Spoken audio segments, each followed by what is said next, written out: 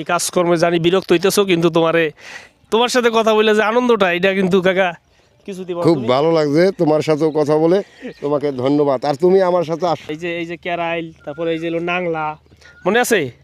এই যে সেই লোক কিন্তু কাকা কোথায় যেতেছো আজকে? ধান লাগাইতে যাইতেছি বেটা। কোন বিলে? এই বিল হচ্ছে চলন বিল। বেটা আমাকে লহন্ডার বিলের কথা কো। এটা লক্ষণদার বিল, লক্ষণদা। লহন্ডার এই যে এই সাইডটা কোন জায়গা কাকা? এই যে এটাকে বলে বুলকি।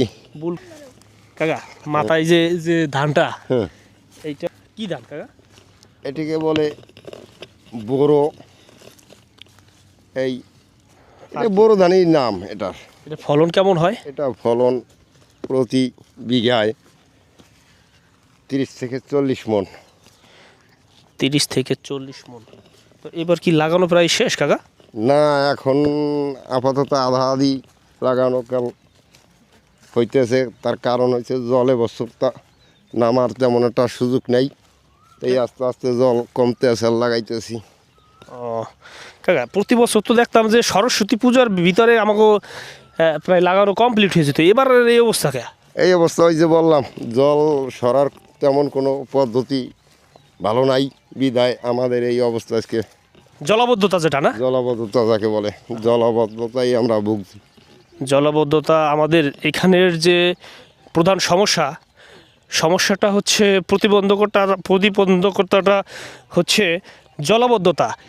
জমি দেখা যাচ্ছে এই কিন্তু জল পানি নিষ্কাশনের এখনো মাটি এই পানি নিচে এখনও আসলে পানিবদ্ধতা, এই জলবদ্ধতা হয়ে রয়েছে।